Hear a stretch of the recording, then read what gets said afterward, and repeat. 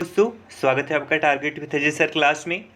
आज हम हिस्ट्री का नेक्स्ट वीडियो लेके आए हैं जिसमें टॉपिक होगा द्वितीय विश्व युद्ध, स्वतंत्र पाकिस्तान की मांग, व्यक्तिगत सत्याग्रह और क्रिप्स मिशन। यहाँ से 20 प्रश्न उठाए गए हैं जो एग्जाम की दृष्टि से काफ़ी महत्वपूर्ण है। और आप सबसे रिक्वेस्ट, अगर आपने हमारे चैनल को यानी टारगेट विद अजय सर को सब्सक्राइब नहीं किया है तो प्लीज़ चैनल को सब्सक्राइब कर लें, दोस्तों में शेयर कर दें और बेल आइकन को प्रेस कर लें। ठीक है, चलते हैं पहले प्रश्न की ओर। द्वितीय विश्व युद्ध के संबंध में भारतीय राष्ट्रीय कांग्रेस की क्या नीति थी? ऑप्शन ए, पूर्ण स्वतंत्रता का आश्वासन मिलने पर ब्रिटेन को सहयोग। ऑप्शन बी, ब्रिटेन को सक्रिय सहयोग। ऑप्शन सी, तटस्थता। ऑप्शन डी, उपरोक्त में से कोई नहीं। और इसका राइट आंसर है ऑप्शन ए, पूर्ण स्वतंत्रता का आश्वासन मिलने पर ब्रिटेन को सहयोग देना। ठीक है, वर्ष 1939 में द्वितीय विश्व युद्ध प्रारंभ हुआ। कांग्रेस ने युद्ध में समर्थन के बदले भारत को स्वतंत्र राष्ट्र घोषित किए जाने का प्रस्ताव रखा। तत्कालीन वायसराय लॉर्ड लिनलिथगो ने भारतीय विधानमंडलों की सहमति के बिना भारत को युद्ध में शामिल कर लिया, साथ ही देश में आपातकाल की घोषणा कर दी। कांग्रेस कार्य समिति ने युद्ध के उद्देश्यों की घोषणा करने की मांग की तथा यह भी मांग रखी कि युद्ध के बाद भारत को स्वतंत्र कर दिया जाए। ठीक है, चलते हैं अगले प्रश्न की ओर। कथन है, द्वितीय विश्व युद्ध में भारतीय राष्ट्रीय कांग्रेस ने अंग्रेजों को सहयोग प्रदान किया और कारण है क्योंकि उन्हें पूर्ण स्वराज प्राप्त होने की आशा थी। ठीक है, ऑप्शन ए, एस आर दोनों सत्य हैं, आर एस की सही व्याख्या करता है। ऑप्शन बी, एस आर दोनों सत्य हैं। ऑप्शन सी, एस सत्य है पर आर असत्य है। ऑप्शन डी, आर सत्य है पर एस असत्य है। तुरंत आंसर करें और इसका राइट आंसर होगा ऑप्शन बी, एस आर दोनों सत्य हैं। ठीक है, द्वितीय विश्व युद्ध में भारतीय राष्ट्रीय कांग्रेस ने अंग्रेजों को सहयोग प्रदान किया था, बिल्कुल सही है, क्योंकि उन्हें पूर्ण स्वराज प्राप्त होने की आशा थी। ठीक है, चलते हैं अगले प्रश्न की ओर। द्वितीय विश्व युद्ध के समय ब्रिटेन का प्रधानमंत्री कौन था? Option A, Clement Attlee. Option B, Anthony Eden. Option C, Winston Churchill. Option D, Harold Wilson. और इसका राइट आंसर है ऑप्शन सी, विंस्टन चर्चिल। ठीक है, विंस्टन चर्चिल द्वितीय विश्व युद्ध यानी 1939 से 1945 के बीच में हुआ था आपका द्वितीय विश्व युद्ध के दौरान ब्रिटेन के प्रधानमंत्री थे। इनका कार्यकाल 1940 से 1945 तक का था। ठीक है, 1940 से 1945 तक का इनका कार्यकाल था और इसी बीच युद्ध भी संपन्न हुआ था। चलते हैं अगले प्रश्न की ओर। भारतीय मुसलमानों के पृथक राज्य के लिए पाकिस्तान शब्द का प्रयोग सबसे पहले निम्न में से किसने किया? Option A, sir Mohammad Iqbal. Option B, सरागा खां। Option C, M.A. Jinnah. Option D, Chaudhary Rahmat Ali व उनके मित्रों ने। और इसका राइट आंसर है ऑप्शन डी, चौधरी रहमत अली व उनके मित्रों ने। भारतीय मुसलमानों के लिए पृथक राज्य पाकिस्तान शब्द का प्रयोग सर्वप्रथम कैम्ब्रिज विश्वविद्यालय के छात्र रहमत अली ने अपने पत्र, जिसका शीर्षक था नाउ और नेवर, नाउ और नेवर में प्रस्तुत किया था। ठीक है, नाउ और नेवर में पाकिस्तान शब्द को इसने प्रस्तुत किया था। चलते हैं अगले प्रश्न की ओर। निम्नलिखित में से किसने सर्वप्रथम भारत में एक पृथक मुस्लिम राज्य का प्रस्ताव रखा? Option A, Aga Khan. Option B, M.A. Jinnah. Option C, Liaquat Ali. Option D, Mohammad Iqbal.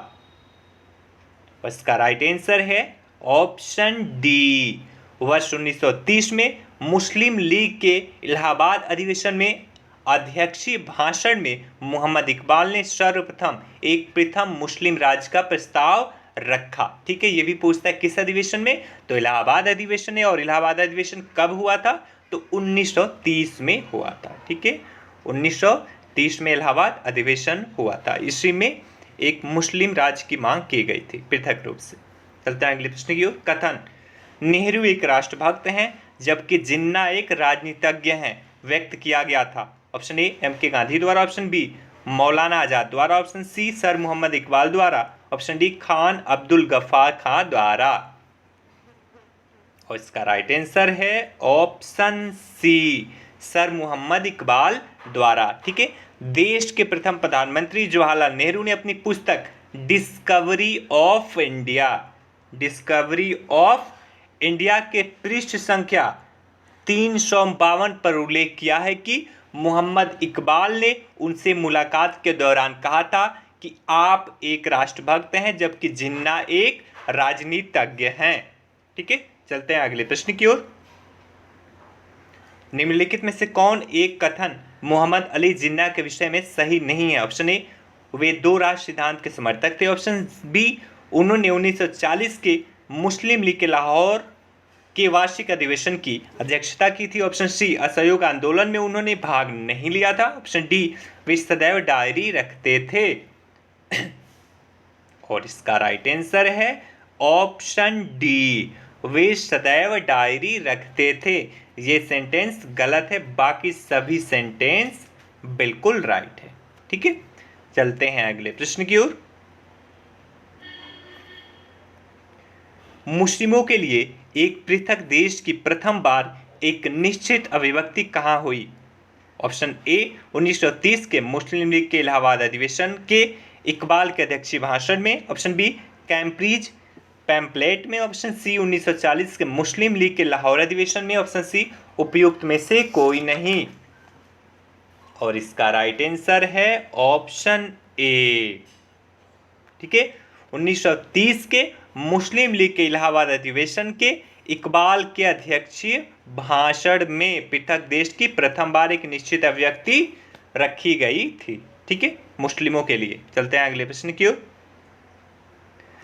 Muslim league द्वारा पाकिस्तान का प्रस्ताव पारित किया गया था? ऑप्शन ए, फरवरी 1922 में, ऑप्शन बी, दिसंबर 1928 में, ऑप्शन सी, मार्च 1940 में, ऑप्शन डी, सितंबर 1944 में। और इसका राइट आंसर है ऑप्शन सी, मार्च 1940 में। ठीक है, 23 मार्च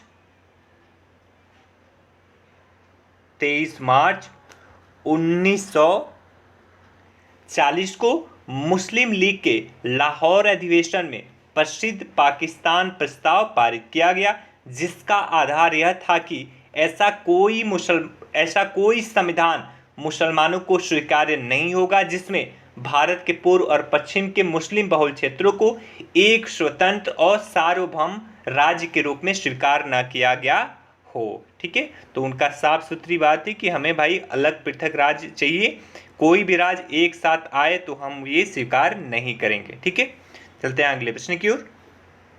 पाकिस्तान प्रस्ताव की रूपरेखा किसने तैयार की? ऑप्शन ए, रहमत अली, ऑप्शन बी, सिकंदर हयात खां, ऑप्शन सी, मोहम्मद अली जिन्ना, ऑप्शन डी, फजलुल हक।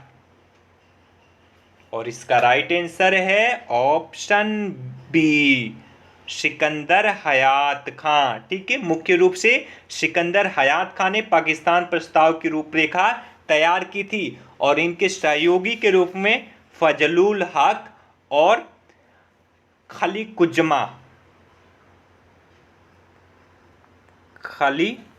कुज्मा थे। ठीक है, खली कुज्मा और फजलुल हक इनके सहयोगी के रूप में थे और सिकंदर हयात का मुख्य रूप से प्रस्ताव को तैयार किए थे। चलते हैं अगले प्रश्न की ओर।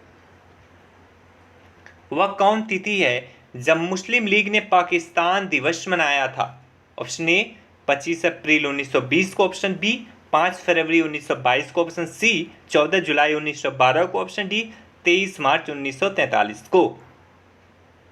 और इसका राइट आंसर है ऑप्शन डी, 23 मार्च 1943 को। ठीक है, 23 मार्च 1943 को मुस्लिम लीग के 23 मार्च 1940 को मुस्लिम लीग का अधिवेशन लाहौर में हुआ। इसकी अध्यक्षता मोहम्मद अली जिन्ना ने की। इस अधिवेशन में भारत से अलग एक मुस्लिम राष्ट्र पाकिस्तान की मांग करते हुए एक प्रस्ताव पारित किया गया। इसी तिथि के स्मृति में 23 मार्च 1943 को मुस्लिम लीग द्वारा पाकिस्तान दिवस मनाया गया था। ठीक है, 1943 में 23 मार्च को। चलते हैं अगले प्रश्न की ओर।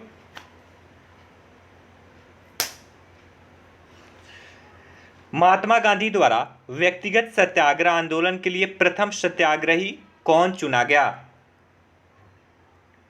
Option A Jawaharlal Nehru, option B Sardar Patel, option C Sarojini Naidu, option D Vinoba भावे।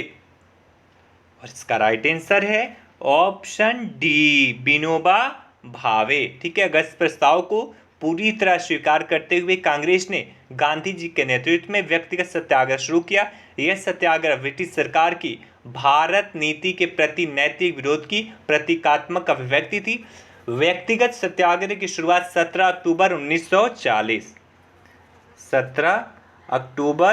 1940 को गांधी जी द्वारा शुरू किया गया था और इसके प्रथम जो सत्याग्रही थे विनोबा भावे थे और दूसरे सत्याग्रही थे जवाहरलाल नेहरू। ठीक है, दूसरे सत्याग्रही जवाहरलाल नेहरू जी थे। चलते हैं अगले प्रश्न की ओर। सर्वोदय शब्द का प्रयोग सर्वप्रथम किसने किया? Option A Mahatma Gandhi, option B Pandit Nehru, option C Vinoba Bhave, option D Jayaprakash Narayan. और इसका राइट आंसर है ऑप्शन ए महात्मा गांधी। सर्वोदय शब्द का प्रयोग सर्वप्रथम महात्मा गांधी ने किया था। विनोबा भावे द्वारा गांधी जी के आदर्शों के प्रचार के लिए सर्वोदय समाज की स्थापना की गई। तो याद रखना है आपको, सर्वोदय समाज की स्थापना विनोबा भावे के द्वारा की गई और सर्वोदय शब्द का प्रयोग सर्वप्रथम किया था गांधी जी ने। याद रखिएगा, सर्वोदय समाज की स्थापना विनोबा भावे के द्वारा किया गया था। चलते हैं अगले प्रश्न की ओर। भारत में क्रिप्स मिशन किस वर्ष आया था? बहुत ही आसान प्रश्न है, सबको पता होगा इसका right answer. Option A 1940, option B 1942, option C 1944, option D 1946।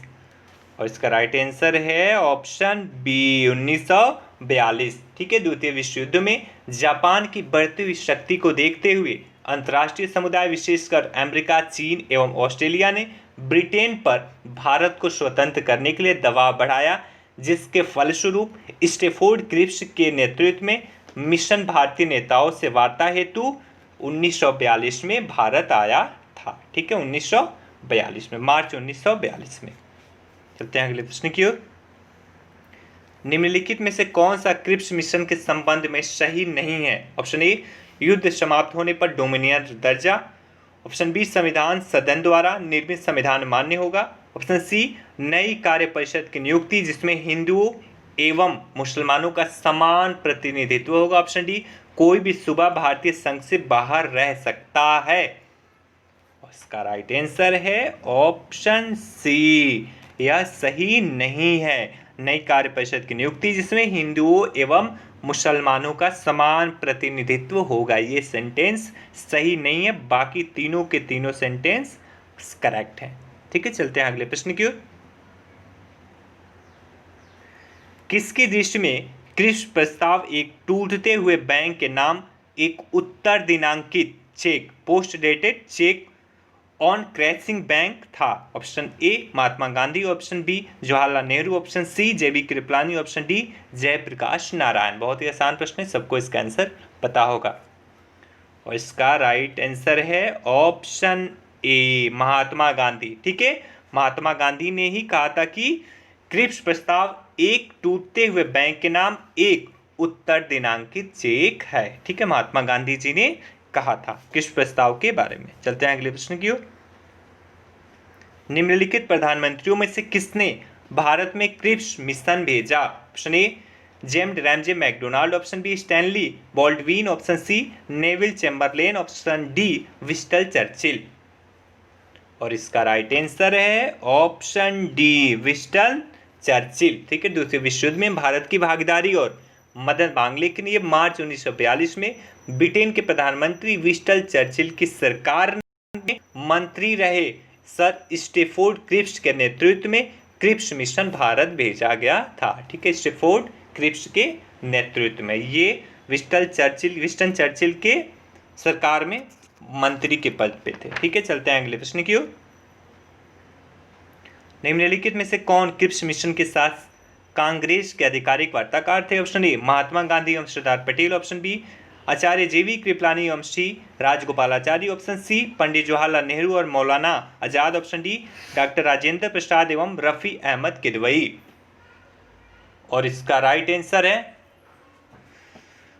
Option C Pandit Jawaharlal Nehru एवं मौलाना आजाद। ठीक है, क्रिप्स मिशन के साथ कांग्रेस के आधिकारिक वार्ताकार पंडित जवाहरलाल नेहरू एवं मौलाना आजाद थे। ठीक है, चलते हैं अगले प्रश्न की ओर। निम्नलिखित में से किसने गांधी जी के आंदोलनों को राजनैतिक फिरौती कहा? Option A lord Chelmsford. Option B lord Wavell. Option C lord Linlithgow. Option D lord Montesquieu. और इसका राइट आंसर है ऑप्शन सी लॉर्ड लिनलिथगो। ठीक है, लॉर्ड लिनलिथगो ने गांधी जी के आंदोलनों को राजनैतिक फिरौती कहा। वायसराय और गवर्नर जनरल लॉर्ड लिनलिथगो का कार्यकाल भारत में सबसे लंबा था। इनका कार्यकाल 1936 से 1944 तक था।